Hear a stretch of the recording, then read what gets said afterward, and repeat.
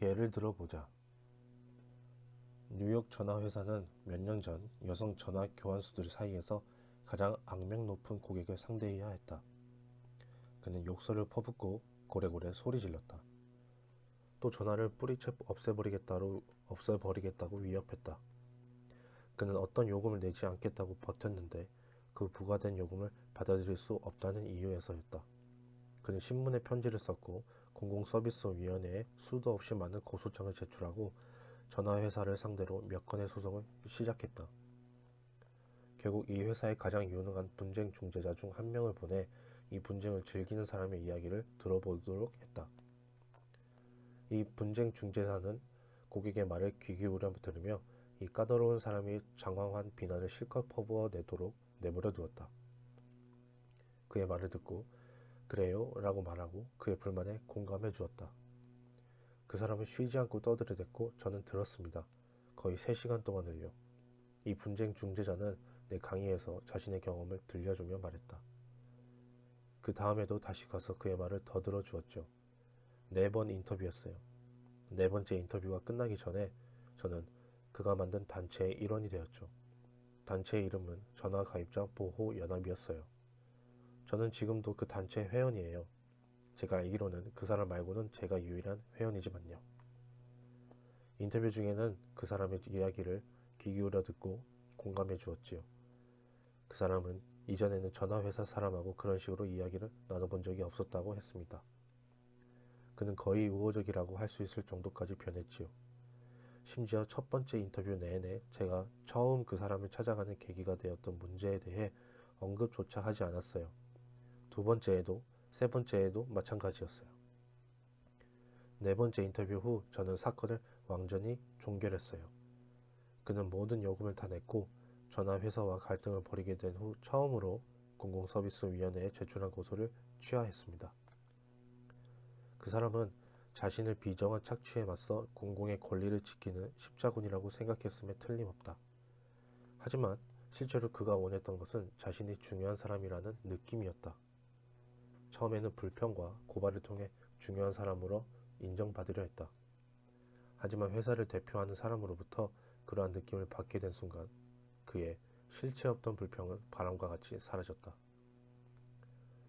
몇 년 전 어느 아침이었다. 화가 머리끝까지 난 한 고객이 줄리언 데트머의 사무실로 쳐들어왔다. 줄리언 데트머는 데트머 양모 회사를 설립한 사람으로 그의 회사는 나중에 재단업에 양모를 공급하는 세계 최고 회사가 된다. 이 사람은 우리에게 $15를 주어야 했어요. 데트머 씨는 내게 설명했다. 고객은 그 사실을 부정했지만 우리는 그가 틀렸다는 것을 알고 있었죠. 그래서 우리 채권 부서는 그에게 돈을 지급하라고 요구했습니다. 우리 채권 부서의 직원에게서 여러 통 편지를 받은 후 이 고객은 여행 가방을 싸서 시카고로 왔고 단숨에 내 사무실까지 달려와서는 그 돈을 내지 않을 것은 물론이고 앞으로 데트머 양모 회사와 거래하지 않겠다고 하는 겁니다. 저는 그 사람이 하는 말을 인내심 있게 들어주었습니다. 말 허리를 자르고 싶은 충동도 느꼈죠. 하지만 그게 잘못된 생각이라는 걸 깨달았습니다. 그래서 저는 그가 하고픈 말을 다 하도록 내버려 두었습니다.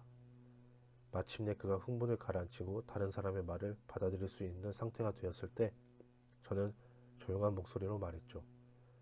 시카고까지 오셔서 이런 이야기를 제게 들려주셔서 감사합니다. 제게 엄청난 도움을 주셨습니다. 우리 채권 부서가 고객님을 화나게 만들었다면 다른 고객들도 화나게 만들었을 수 있습니다. 그건 정말 심각한 일이죠. 고객님이 말씀하시는 것보다 더 열심히 들을 준비가 되어 있습니다. 믿어주세요. 그 사람은 제가 이런 말을 할 줄은 꿈에도 생각하지 못했던 것 같았습니다. 제가 보기에 그 사람은 다소 실망했던 것 같아요. 저를 단단히 혼낼 생각에 시카고까지 왔는데 제가 싸우려 들지 않고 오히려 고맙다고 하니 말입니다.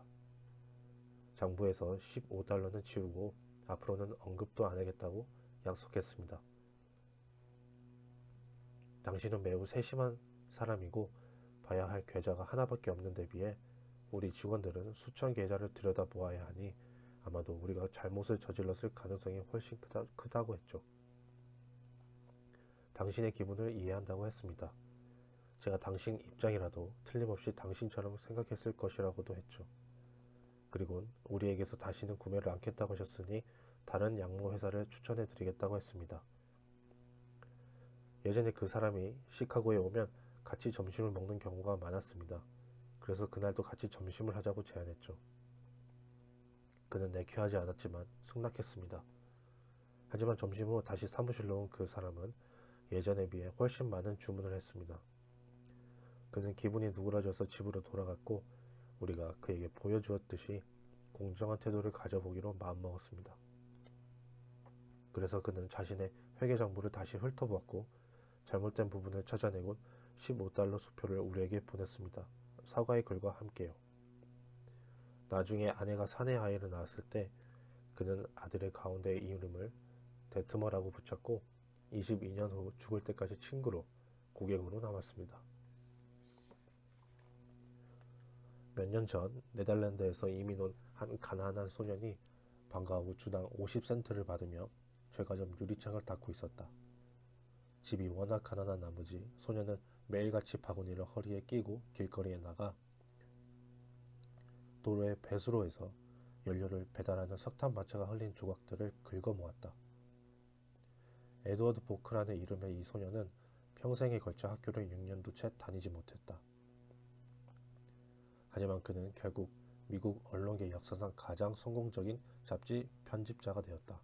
어떻게 그럴 수 있었을까? 말하자면 길다. 하지만 그가 어떻게 시작했는지는 간단하게 말할 수 있다. 그는 이 장에서 말하고 있는 원리들을 이용하여 시작했다.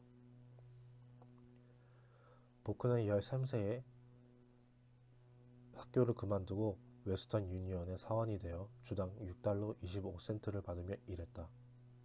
하지만 그는 한시라도 배움에 대한 생각을 포기해 본 적이 없었다. 그는 독학을 시작했다.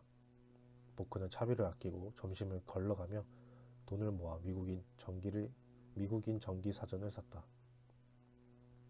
그리고 당시로는 듣도 보도 못한 행동을 했다. 그는 유명 인사들의 전기를 읽고 난 후 그들의 어린 시절에 대해 더 해줄 말이 없냐고 묻는 편지를 보냈다. 보크는 다른 사람의 이야기를 잘 듣는 사람이었다. 그는 유명 인사들에게 자신들에 대한 이야기를 들려달라고 했다.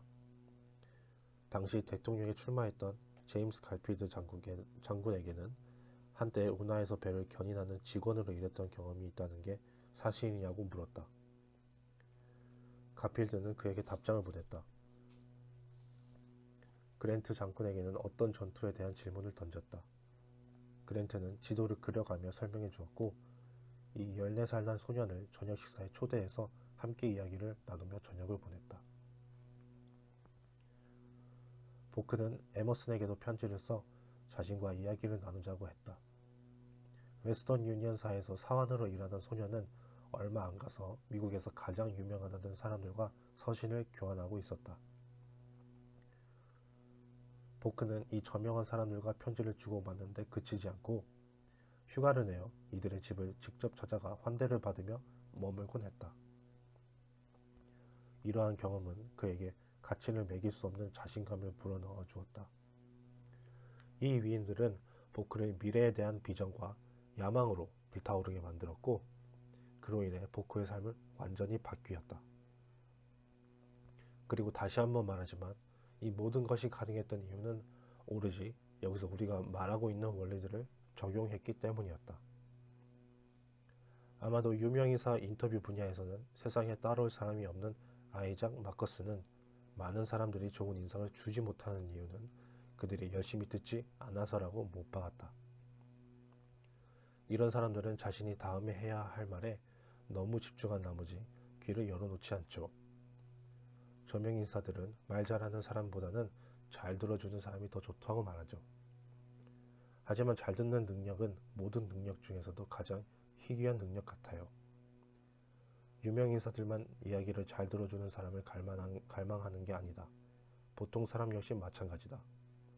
리더스 다이제스트에는 이런 글이 실린 적이 있다.